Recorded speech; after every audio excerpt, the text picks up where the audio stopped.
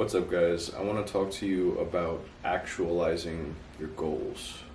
So, when you have a goal in mind, immediately it will tell you the steps needed. It will form a sort of path for you, an imaginary path forward.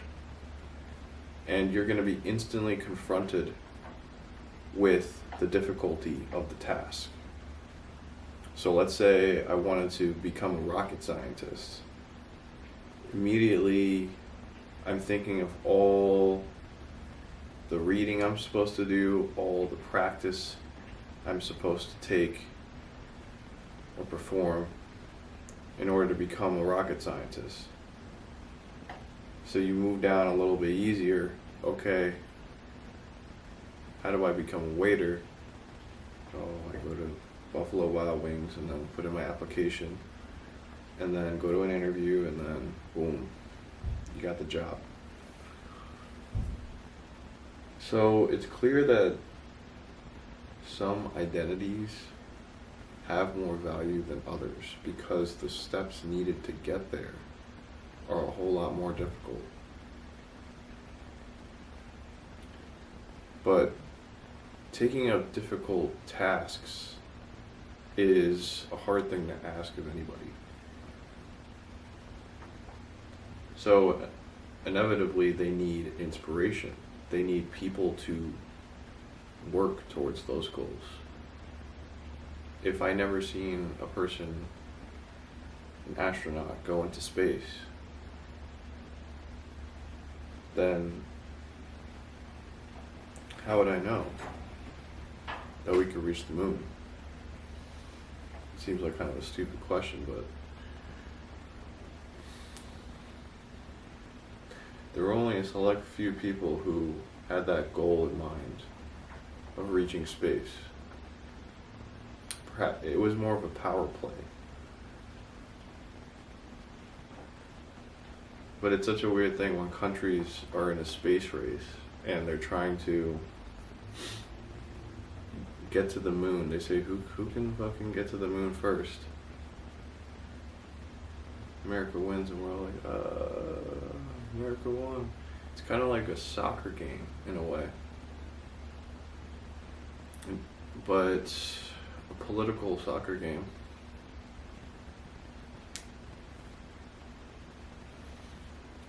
But anyway, let's go to soccer then.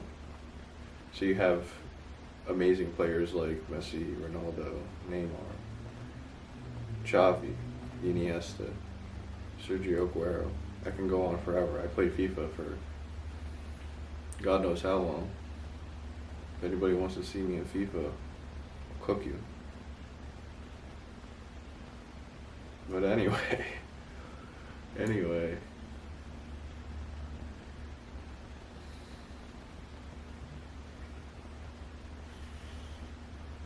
let's say you have the goal of becoming a professional FIFA player or a streamer. A lot of people want to become streamers because they see people can make it a career.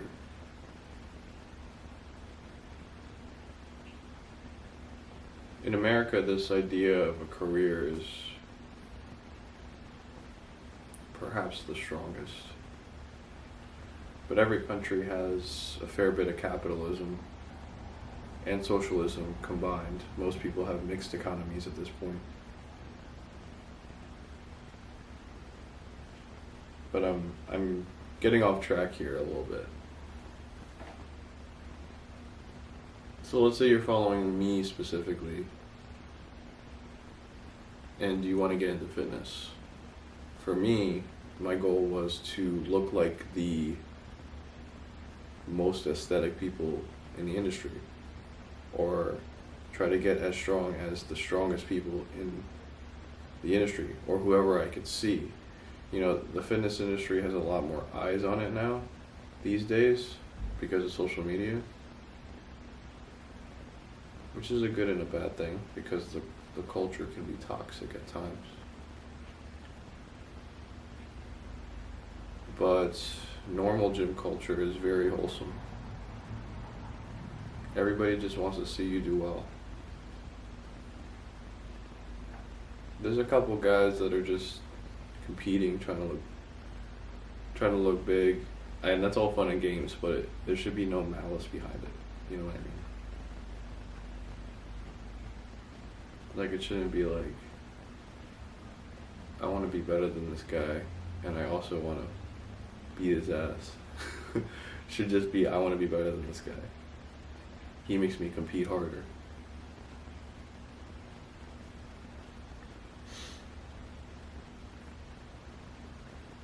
It's a spirit of play as opposed to competition.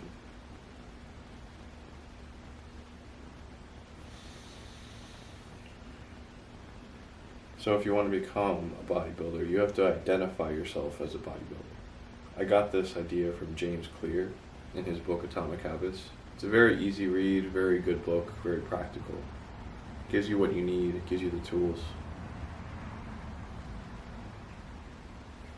It helped me think in terms of this, in this reverse way, where I start with identity instead of end with it. I used to think, oh, I wasn't identifying as the people that I looked up to. But in a way, you still take influence from them. Because like I started making YouTube videos because I saw people in the fitness industry that were making YouTube videos and made a career out of it. So even me and everybody else is victim to trying to get a career because it's what our livelihood depends on. Like, we didn't ask to work for dollars. I think about this a bit, but people can live, a simple life as a farmer. But if you're not growing up as a farmer, then it's a lot harder to be self-sufficient in that way. I think that's why, like, rural folk are very wise.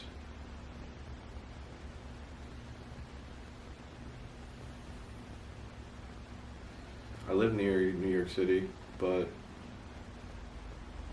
I don't go there nearly enough. I want to go back to the Met. I feel like art is visual art and great literature have a lot of things in common. You can read them or you can look at them over and over again, and the meaning will get deeper the more you understand the context.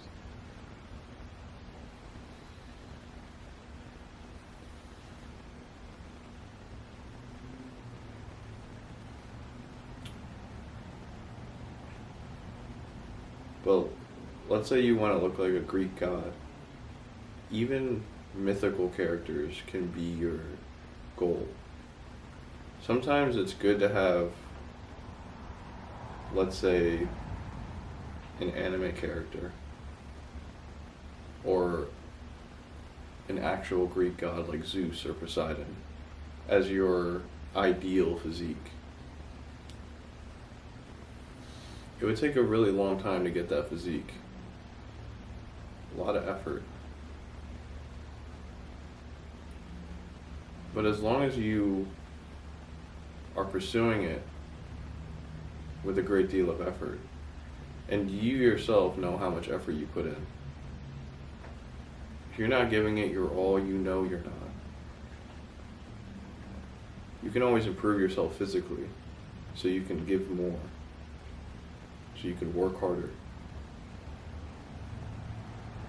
Don't burn yourself out, of course.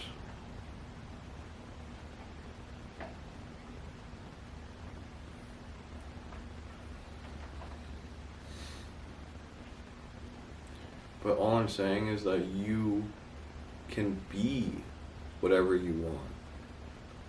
Some positions have licenses that you need, like a lawyer or a doctor. That's why there's separate schooling for them.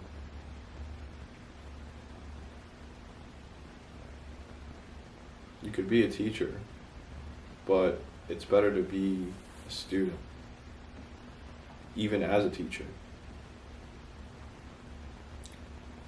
Because if you're constantly willing to learn, then you're going to be better at teaching information, because you're just going to have a better understanding of it.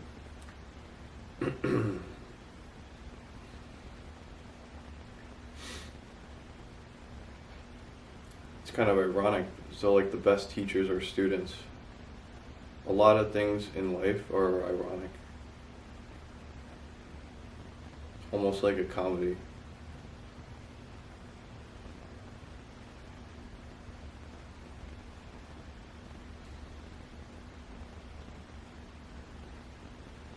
Yeah, like, it's almost absurd how little I know and everybody else.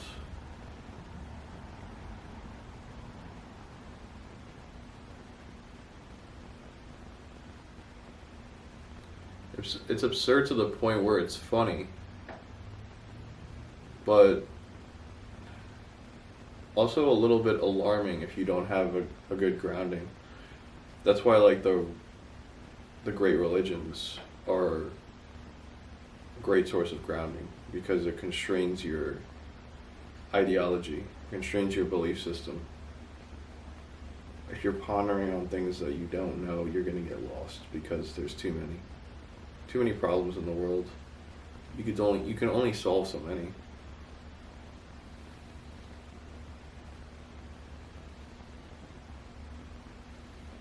Like, people want to solve the problems of the world, but they don't want to clean their room,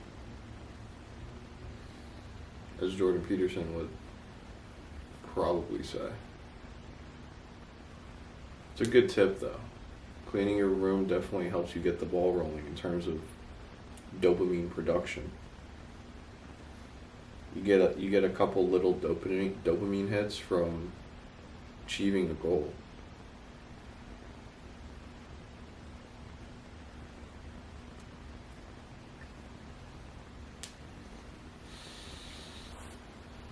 The dopamine is actually built up in anticipation of a goal. It's not achieving the goal itself. So, going off of that, if I never achieve my goal of becoming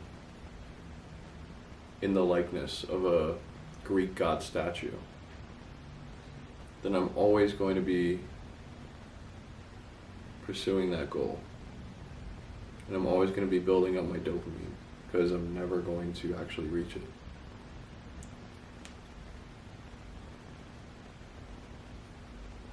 It's kind of like searching for truth. Like, you can only criticize yourself so much.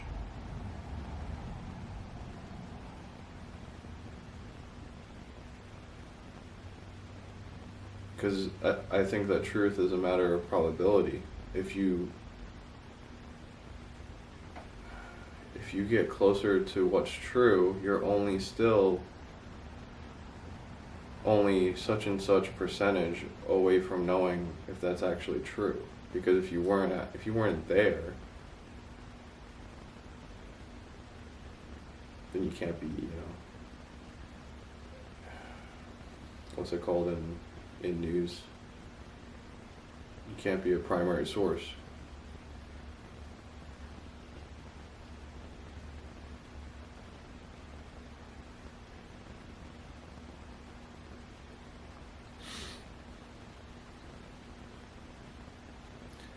I think people have begun to understand this about how the world works. Postmodernists discovered that the world is viewed through the lens of a story, which is why people have now been writing their own stories. I mean, we have schools like Scientology. The majority of people know it's bullshit. But, even I can't say that with full confidence if I don't actually go become a Scientologist myself. And in the process of becoming a Scientologist, you have to be careful not to actually become one. That's a bar.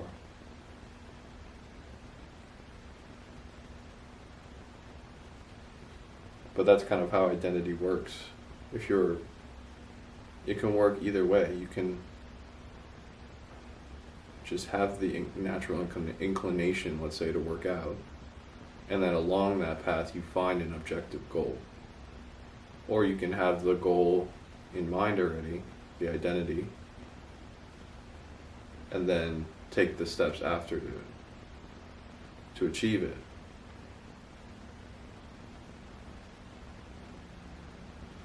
But you shouldn't be discouraged. Do not be discouraged.